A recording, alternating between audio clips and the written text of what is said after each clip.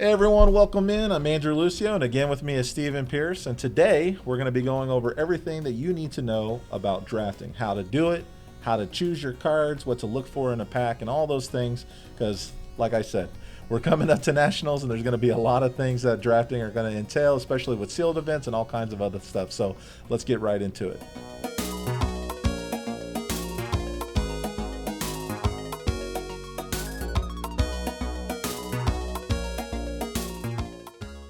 All right, so today we're going to be looking at drafting. So what is drafting? Let's kind of go over the basics of it, Steven. We've got 3 packs. Yep. And then once we get our 3 packs, we're usually sitting in a pod of 8 people? Yeah, generally you're going to be in 8 people.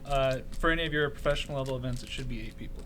Okay, so we got 3 packs here. Each of these packs are 15 card packs. You're going to have 1 token, 14 cards, and those cards are going to rotate around. Now the goal, the objective is to build a minimum 30 card deck. I usually try to be somewhere between 36 and 40. We'll kind of get into the nuances of that in a minute.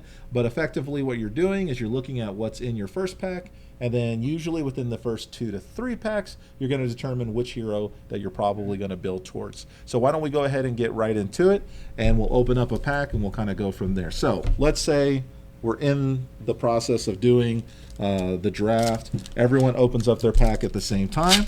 So we're going to go ahead and open this pack up. Now when I lay these cards out, we're going to kind of talk about them. So first card on the top here, it could be a cracked bauble. It could be a token card. We've got a token card here, Titan's Fist with embodiment of lightning. So we're going to go ahead and set that card right there. And then we're looking at the rest of the pack. Now your normal pack construction, you're going to have 2 rares, possibly something a little bit better. You're going to have your foil card. You're going to have your piece of equipment. I'm going to lay these cards out, and then Steven's going to kind of walk you through what these cards are. So this is how we're looking at the cards. I'm going to lay them down bottom to top. We're looking at these cards, and we'll put them out here so that way we can see exactly what we're looking at. And then Steven's going to kind of want to walk you through just where your mindset should be, how this particular pack looks, and then kind of what he would be leaning towards when building out his hero. So what do you think, Steven? So one of the important things for just any type of draft in general is trying to figure out your high impact cards. Okay. And you also kind of want to stay flexible as well with your first couple of picks. And by flexible, I mean being able to go into any of the 3 heroes that we have in Tales of Aria. Okay. So, that might be picking like an elemental card, like the ice, earth, or lightning. Or, just one of the base elementals, since those are kind of the generics of the set. And the reason for that is you can sort of pivot into the other heroes as you get signals from either your left or, later in your right. Gotcha. But for now, since this is your first pick, you just want to take the highest impact card. Even if it does kind of lock you into a hero, it's possible that you can, kind of force your way into that hero as well. So for this pack here, one of the things I like to personally do for my drafts, and I'm still trying to figure out if it's the right first pick method, is I like to pick the pump spells because they're pretty much good into either hero that they go into. Because Oldhim really likes pumps because you're mainly only going to get 1 attack. So having a way to use your mana or your resource early is a really helpful thing. You can kind of fill in the gaps. Briar loves being able to play a non-attack before their attack because of the Rosetta Thorn, and then Lexi also likes big dominate arrows, so that's why generally in a pack I would lead towards the pump spell. So in this situation I really like the Weave Earth. Okay. But it's kind of tricky. So let's take a look real quick and just kind of define what these pump spells are. So for those of you who are not super familiar with all the terminology, what we're basically saying is we want to make an attack more threatening. And that's what we're trying to do. So whether we're attacking with some added damage or maybe some additional damage, i.e. added arcane, whether we're just pumping it up and maybe pumping it a little further if we're on a fuse plan, or whether we're trying to make the card more threatening in the sense that it's going to gain an effect such as dominate, discard a card on hit, or anything in between. All of these cards can be pumped. And this is another type of pump where basically it's an aura that's going to break and give us some potential damage as well. So right now with these particular cards, we've also got this card right here for Guardian. We've got 2 Guardian specific. We've got one that Guardian can use with ice. We've got one that Guardian can use with Earth. And then, of course, we have a Briar-centric card with an Earth-centric card that feeds into Briar. So right now, if you're looking at Guardian specifically within this pack, we've got 4 non-attack actions that can feed into a Guardian plan, and 2 non-attack actions, that can feed into a Briar plan. So if we're looking specifically at non-attack actions and pump spells, where are you going with this layout? What feels the best to you? Where do you lean towards? So one of the other thing that's important about the turn is you need to be able to actually play the card prior to your big attack. So something like the Embolden has a really big effect. 4. But it costs 4. Yeah. So it's very hard to work in that extra attack unless you're like going for like an Entwined Earth. But in that case, you're most likely not fusing it. So you're losing out from the extra pump there. So what you're looking at, particularly what Steven's trying to talk about here, is the 4-card hand makeup. Exactly. So for example, let's say this is one of your 4 cards, right?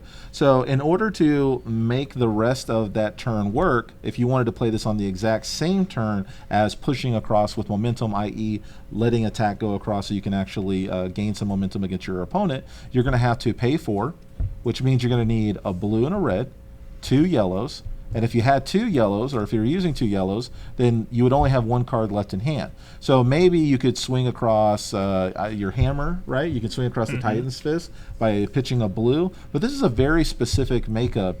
And in order to achieve these kinds of ratios, you've got to make sure that you're going to be able to draft those colors. And that's not always going to be the case. Is that right? Exactly. So taking into account how much a card costs and whether or not you can play it out in a 4-card hand is going to be real important when it comes to your draft. So taking that into account with how much these particular cards cost, what are you thinking as far as this pack is concerned is a good first pick?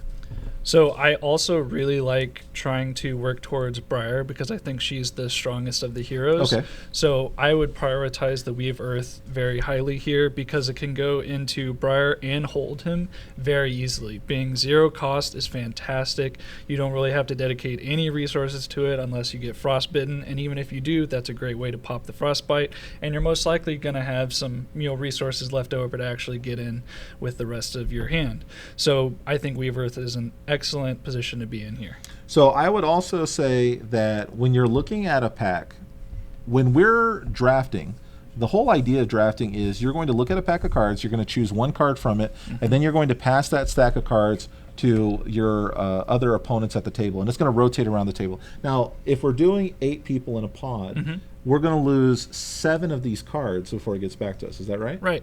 Okay, so when we're looking at the makeup of a pack, we can quickly identify cards if we have a higher game IQ. So this is one thing I'm going to tell you right now, and you better take this to heart. You need to spend some time in the FAB database getting to know and getting very familiar with all of the card selections that are available. Because for me, a person that's been doing this for a very long time, and Steven that's been doing it quite a bit on his own, you're going to be able to see things real quickly. So for example, these ice cards, this earth card, this earth card right here, this is an elemental card, so it transitions into everything. This is Lexi specific because it's an arrow. This is Briar specific because it is a rune blade attack. We got another arrow here. We've got a guardian here. This piece of equipment is Briar specific there. So we've got 1 guardian, 2 specific here for Lexi, 2 specific here for Briar. And then of course we have a nice transitional piece. So if we're looking at the makeup of this pack, it's going to come back to us. So if we're selecting the Weave Earth card and we want to commit to the Briar plan, you've got to understand that right now, based on going Briar, in this particular pack, we would have 1, 2, 3, 4, 5. We'd have 5 cards in this pack that could potentially be chosen by every other person. So if this pack makes it all the way back around to us, 7 of these cards are going to be missing. And what are we handing to our opponent? And what is our opponent going to choose based on the other types of heroes that are available at the table? Now, since we're leaving a lot of ice in this deck, if people are on the old man plan, Oldham, or if they're on the Lexi plan, when we get this pack back, we may see none of the ice, and we may see none of the earth. We might see this not there. There's a lot of cards that we couldn't see, but potentially, for me personally, when I'm looking at a pack, I'm doing something similar to what you're doing. I think punch spells are very, very important because they allow you to get over on your opponent. You got to remember, in this particular 4-card limited situation, a lot of your opponents are going to be at 2 defense on these cards. So if 2 is the average, then effectively you're looking at your opponent's hand, and the most they could do if they laid their hand down is 8. So getting those pump spells and being able to go to 9 or even 10, that's going to be super critical to you pushing through enough damage to actually win your matches. Otherwise, you're going to gas out, and then there's really nothing you can do in this limited format. So if we choose this, and then 2, 3, 4, 5, 6, 7 cards go away. So we lost the ice, we lost the earth, we lost the Lexi cards, we lost the Guardian card. I think this one's probably going to be You think picked. this one will yeah, probably that be one's picked probably out? going to be like Okay, 4th or okay. 5th So let's pick. say this ice card stays in because somebody values this a little bit more. So now these are the cards that come back to us. And based on the selections of other packs, we're going to know where we need to be. But effectively, we have enough Briar targets that we can safely move into this, but based on what we get in the second pack or the third pack, whatever our opponents are passing to us, we'll know very quickly based on those selections and how we weigh them, whether or not we're going to be able to stay on the Briar plane and keep rafting in. And that's kind of the good thing about the heroes in this set, is that they all have 2 essences. And what makes it a little bit easier in the drafting situation to kind of pivot out of a hero and into another hero, just in case you don't get really good cards selected. Yeah, and that's why I think it's important to have the flexible spells. I think another thing that's also really important to remember in this situation is which cards that we're passing. Yep. So since we had a lot of the ice, we had a lot of the Guardian, we're going to be showing our opponents to our left that Guardian is kind of open. Oh yeah. So even though we make our first pick, the second person, will take probably the second strongest card in the pack, but the third person might be like, the Strength of Sequoia or the one of the Winter's Grafts there. Yep. It might be like, okay, there's some decent ice card. Oh, sorry, the Snow Under actually would probably be a signal that I would see. It'd be the biggest signal, right? Yeah. And so you can go, okay, maybe people aren't prioritizing this. I can kind of find my lane and go into Oldham, and they can just kind of comfortably sit there. So whenever you're picking your next couple of packs, it's also important to remember what you've passed, because what you're going to see in pack 2 is going to be dependent on what you've sent on. So in this situation, I wouldn't expect to see a lot of ice cards coming back my way in pack 2, which is going to be good for us if we're on the Briar plan, because we don't really need the ice. So effectively, to take everything that Steven said and kind of put it into the most dumbed down version I can possibly think of doing it, and forgive me if I offend anybody by saying that, but in the most lay term that I can do it, when you're looking at your pack, before you hand it off, try to take a moment to memorize some of the key pieces in there. Because if you get your pack back and you see that the Guardian card is gone and you didn't take it, obviously, the ice cards are gone and you didn't take it, the Sutcliffe boots are gone and you didn't take it, and then obviously you see an Earth card gone and all the Lexi cards are gone, then you know at the table that you're going to be giving cards potentially to a Lexi build, an Oldham build, and obviously another Briar build. And it doesn't know, you don't know specifically what's going to be coming back to you, but when you get that back, it gives you a little bit of information, so you have an idea of potentially what cards not to give away, depending upon the rotation, right? So that first pack is going to be completely clockwise. And then the counterclockwise, you're not going to get an idea of what everybody else is. That's going to help you get an idea of what everybody else is doing. And then, of course, with your last clockwise, you can choose accordingly. Now, specifically, before we move into a little bit more of the in-depth knowledge on the basics of how much time you're going to get. Now, roughly, they're going to give you about 60 seconds to make your selection. So you need to make sure that you're working within that 60 seconds and you're taking your time within that 60 seconds to a point where you can be, you can do the most that you can effectively with your build. You're also going to need to review. Talk a little bit about the review process before the second pack gets opened. So the review process, one thing I like to do because of how the resource management is so critical to this game, is I will sort my cards by blue, yellow, red. And primarily I'm looking for how many red attacks do I have that are going to be my big swings, how many blues do I have to be able to pay for that. If I'm playing Briar, a lot of my spells are a little bit cheaper, so I'm actually not going to need as many blues as I would if I'm playing Oldhim or Lexi, because being able to reload the bow and actually fire the arrow is going to cost you some resources. So it's important to know your breakdown on the blue, yellow, reds. And then you also want to, as you're skimming through that, check out how many attacks do I have? How many support actions do I have?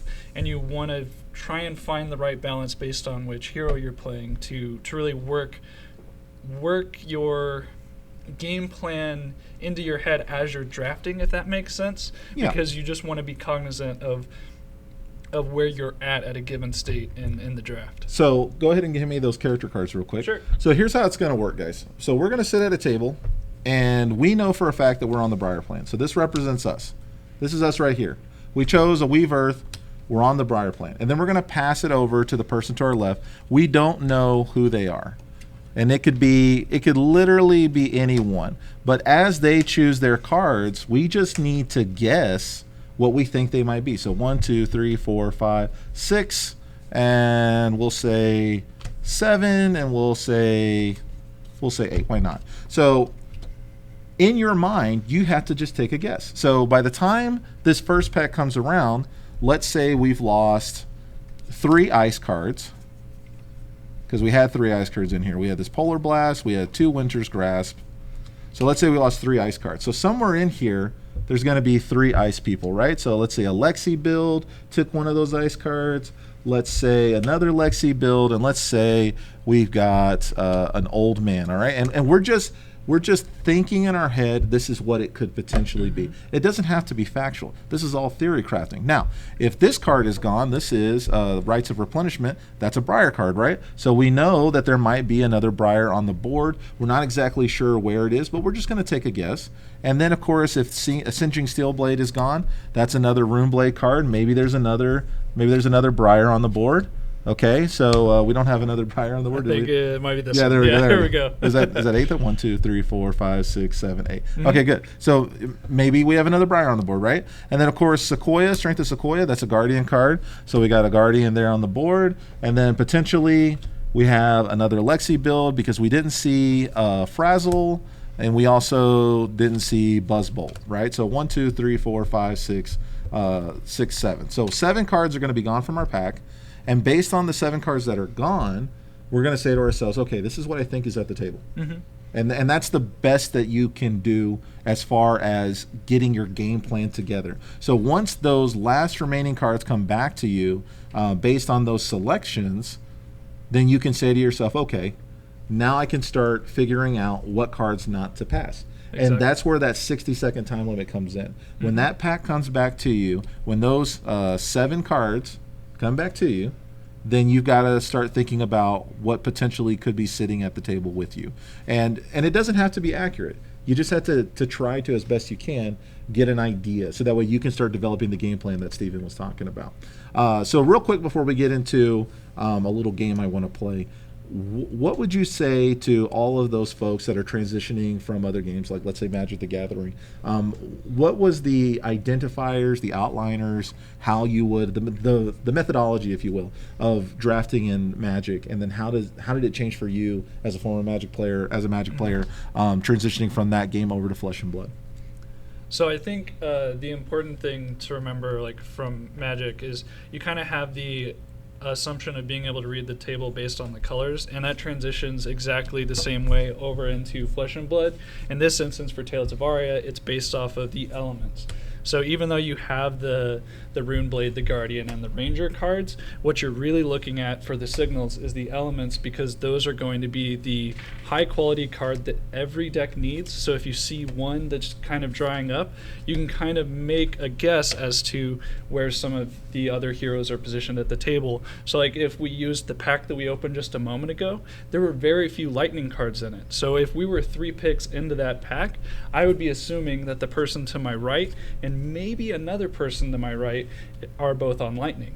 So you kind of just have to use some of your skills from other games as far as like trying to read the table and you can apply that to Flesh and Blood, which is a really nice transition. And the thing that's really unique about Flesh and Blood is the resource system, and even so much as like seeing like a red bramble vest versus a blue bramble vest is a really big signal into what your neighbors are prioritizing. So I can also tell you that you're going to want to familiarize yourself with the makeup of a pack. So for example, if Steven were drafting with me and he were to hand me his pack right away and there was no equipment in it and it's the first transition, then I know that whatever he chose was equipment. And if he were to hand me his pack and there was only one rare and the rest were commons, then I know that he either kept a rare or a majestic or potentially a legendary. It just really depends on what that could be. But those are big transition swings, and you can kind of theorize what you think your opponent kept, but at the same time, it just gives you information. And so now if every pack comes to you and you never see equipment, then you can almost guarantee that everybody at the table has drafted some form of equipment, and maybe some people have drafted multiple forms. It just really depends on how much game IQ and how much game IQ you have and how much time you've invested in learning the full set. Because remember, it's a sealed format, so you don't have to worry about any cards from Arcane Rising or WTR or anything else. So we're going to play a little game now, and I am going to open up a fresh pack. And effectively what we're going to do is I am going to lay this pack out, and I'm going to have what I think would be the best card to pull from that, and then Steven is going to tell me what he thinks is the best card to pull, and then we'll kind of do that with both packs, and we'll see if we agree or disagree, and it'll be kind of good, and it'll basically give you an idea of how we weigh things out. So let's start with this fresh pack here. So while you're cracking that, is there an equipment you would take very highly as maybe your first pick? Okay, so non-legendary. We're always going to work with the common thoughts, right? So obviously, if legendaries get pulled up, shock charmers, you would keep that. I mean, you keep pretty much any legendary. Yeah. Keep the money, guys. Keep the money. But at the end of the day, I really want to see Mark of Lightning because Briar is so strong, right? So she's really, really strong. But also because of the fact that Lexi can use lightning, it can transition. It's a good transitional piece. And then, of course, if you get a Coat of Ice, you really want to go Lexi because all the dominate, the fact that you can use the Coat of Ice to hinder your opponent's turn before you're moving in yourself for a bigger turn or a kill turn. So it all feeds into each other. But if I open up a pack and I see Mark of Lightning as the equipment, that's a first pack pick for me. I mean, all the time. Doesn't matter. First round, first pack pick, that's where I'm at. What piece of equipment for you? Oh, so I'm actually really excited we opened it here, but it's got to be deep blue. The card just makes any of the cards in your hand a 3 of blue pitch, and that can fix so many hands. Like, if you ever had those turns where you need to defend so that you can hopefully stay alive and get a big punch in, absolutely. Deep blue fixes that problem. Yes, I mean, so potentially getting 3 resources on a trade for a 1 red is going to be really good. And I'm going to tell you right now, in a draft situation, you don't get equipment. No, because you have to actually pick your equipment. You have to actually draft the equipment. All right, so in this particular situation, we're going to take the token out, and we've got a deep blue. We've got an invigorate red, which is going to give a +4 on a fuse. Let me go ahead and flip those around for you guys. That way y'all can actually get a real good look at them. Now, we also have an Earth Surge, which is a blue +3 Earth. We've got Heaven's Claws, which is a 1/4. This is a 1/4 yellow that blocks for 3 of those, and that's really good. It's a lightning card. We've also got an Entwine Ice. We can fuse for Dominate. It's a 1/5 red. We've got an Electrify. This Electrify is really good because it's a threatening card, and if you play from Arsenal, you're going to draw. So it's like, if you don't block this, take 3 extra damage. If you play it from Arsenal, you're going to draw a card, so you're going to be able to replace the card that you just used for the pitch. It's going to allow you to extend that turn. Now, we've also got a red Sigil of Suffering, which is really nice if you're on the Briar plan. Yeah. It's really, really good. So we're pushing That's arcane a big damage. block. Right? Yeah. We can push arcane damage. You're going to deal damage to your opponent. You're also going to block for 4 if they take that arcane, which they're pretty much going to take it unless they're old man. But even then, old man, he could do it in response. He actually could prevent the 2 damage, so he could prevent the arcane. That's only on a defense reaction. This is a defense reaction itself. They have no that's true. They can't play defense reactions. Yeah, they can't, okay, so they there can't you help go. it out. They're going to take that damage. Now, we've also got Bolt Shot, which is really good if you're on the go wide Lexi plan. It's very, very good. Oh man, this pack is tough. It's pretty good. We got a blue Weave Ice as our foil card. Now these Weave Ices, they're going to give you plus damage, and if you fuse, they're also going to give Dominate, so that could be really good. Avalanche is probably the weakest card we've revealed so far, but it is a block 3. And sometimes it's good for Guardians to set up their next turn and just kind of poke through a little bit of damage with Titan's Fist. We've got a red Rites of Replenishment, which is really good. Wow. Pushes aggression. Arcane damage can't be prevented. It also gives a buff if you're fusing with Earth, so that puts you on the Earth plane a little bit. With Briar, we've got a red Overflex, which is absolutely insane. This is an insane pack. So you got to remember, so Lexi, her ability is reveal a lightning card, your next attack gets go again, reveal an ice card, you get a frostbite, and Overflex says, hey, sequence your turn in a way where you can put an ice or a lightning into your arsenal and then reveal it with Lexi's ability, get some more advantage. It feels really good. We got a red Strength of Sequoia, which is actually really good on the Guardian plan. Plus 3 damage. Get a Surge token if you can actually fuse the Earth, which you should be able to. We've got a red 5 arrow. So here's the deal. If you're going to go on the Lexi plan, you want all the red 5 arrows. Every arrow is going to block for 3.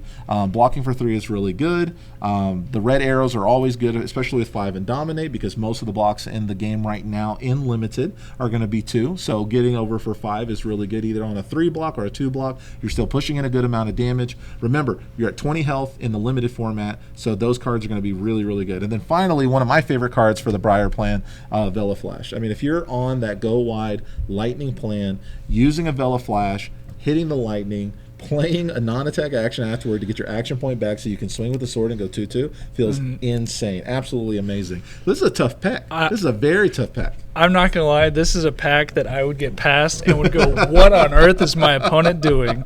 There are so many good picks here. Absolutely. So what is your number 1 pick out of this pack? And then walk everybody through your selection process.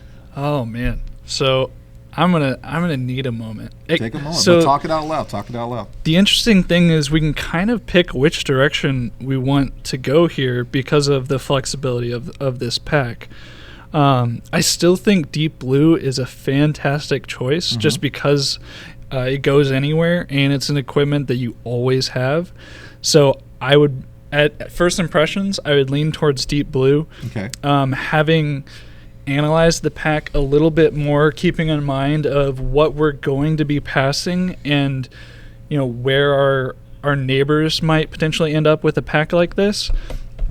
I actually think that either the Overflex or the Bolt Shot might actually be really solid here because we're only going to be passing minimal Ranger cards. Okay. So whenever it gets 2-3 picks out, the person that's sitting in that position might be like, oh, okay, Ranger isn't exactly open from this spot, and we have the option to, kind of keep cutting them off on it. Man, I still think for me, I think it's got to be Deep Blue, though. Okay. I want to go back a little bit to what I said earlier because I was talking about Rites of Replenishment as the title of the card, but I was explaining the 0 cost card, the one that the Bramble. I was literally explaining Bramble. So I'm explaining Bramble, but so Rites of Replenishment is still a good card. Don't get me wrong. This is a 2/6. It's a beater. It really, really is. But it doesn't work the way that Bramble works. It hits the board, and if you've dealt arcane damage in the turn, you're going to be able to take a non-attack action and put it under, and then if you fuse it, you can take an attack action card and put it on top or bottom. I think it's top or bottom. I think they both.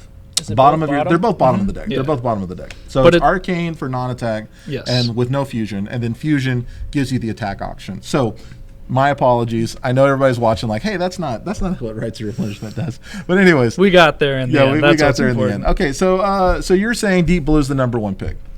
Yes. Okay.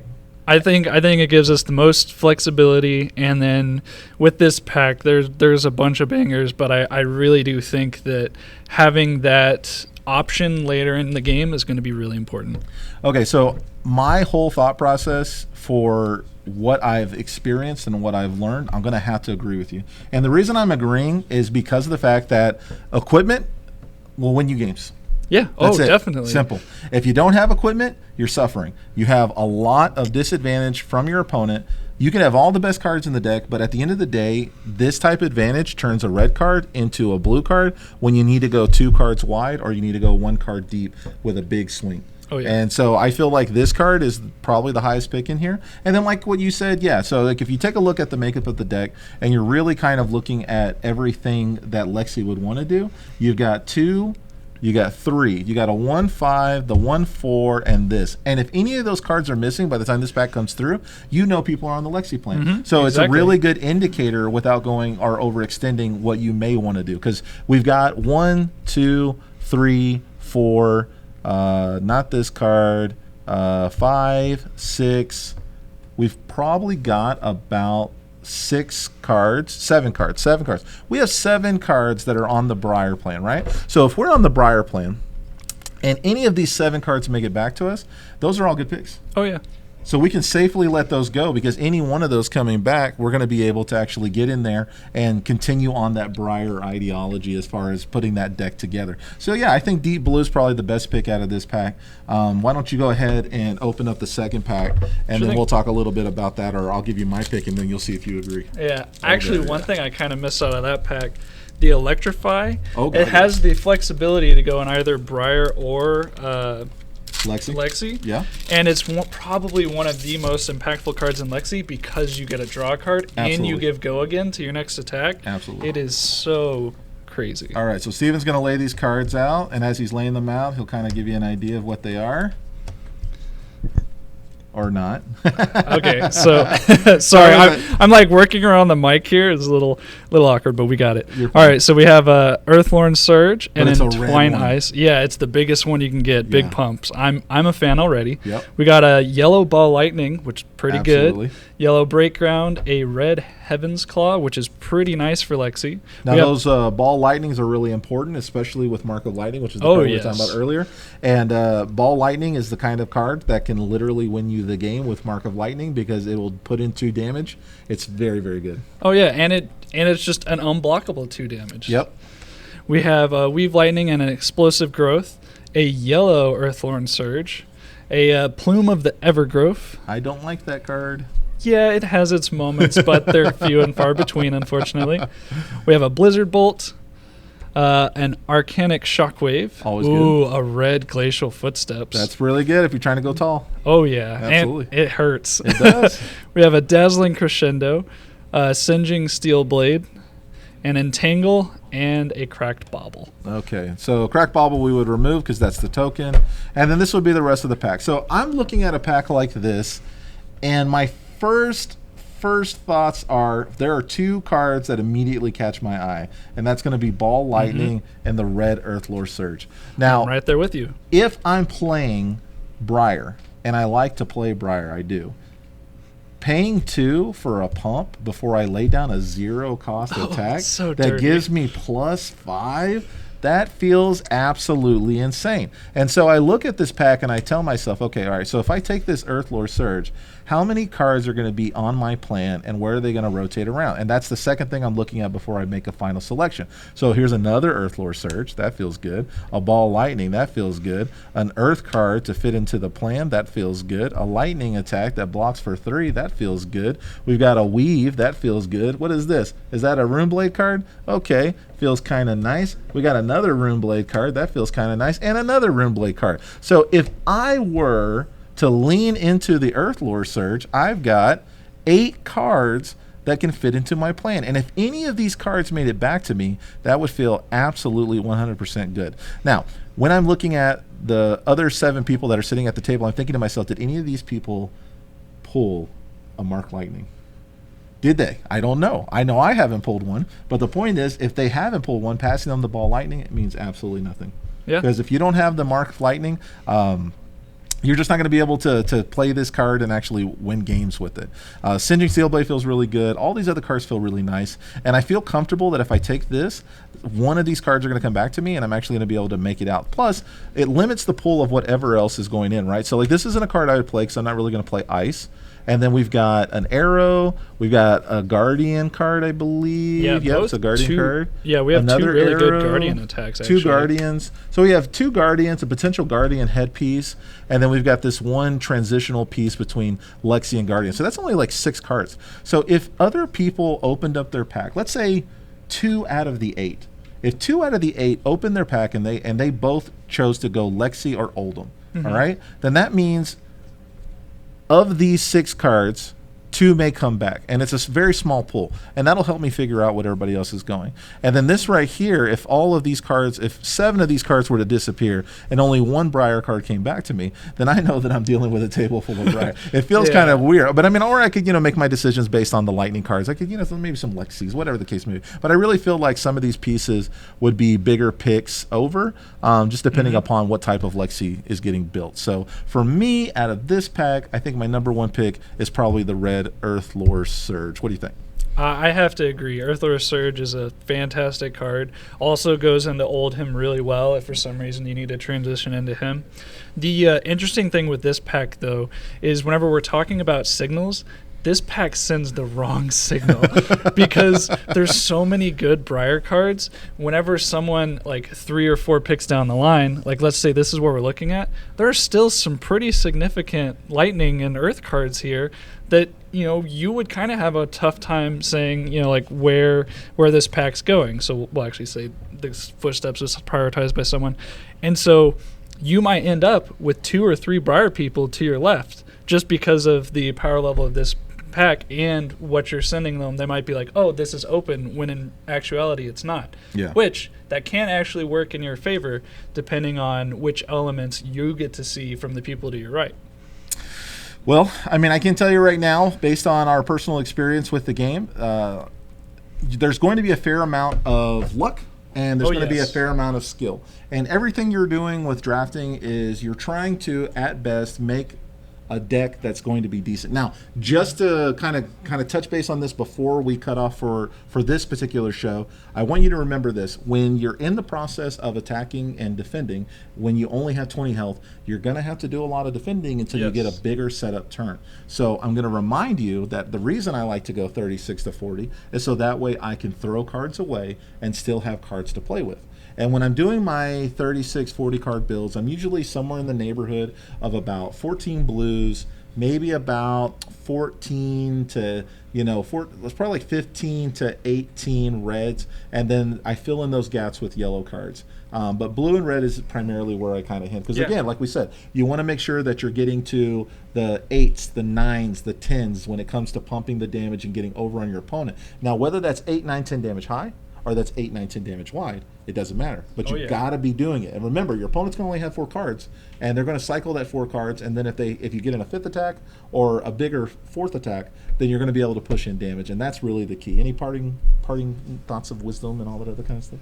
Yeah, you just want to keep the pressure going so you can hold the momentum in the game. That's really important for any of the heroes in this set. And yeah, these have been some great packs to use. Right? Man, they were bangers. Oh, my goodness. So remember, guys, when you're sitting down at the table, you're working against 7 other people to try to build the best deck that you can. But a lot of cross-potting means that you're going to have to just hope that you can build the best deck that you can. Play low to the ground as best you can and always pump up as much as you can. Get to the 8s, the 9s, the 10s. Hopefully this helped you out. And, good luck to you on all of your drafts. Take care. Bye-bye. Y'all have a good one.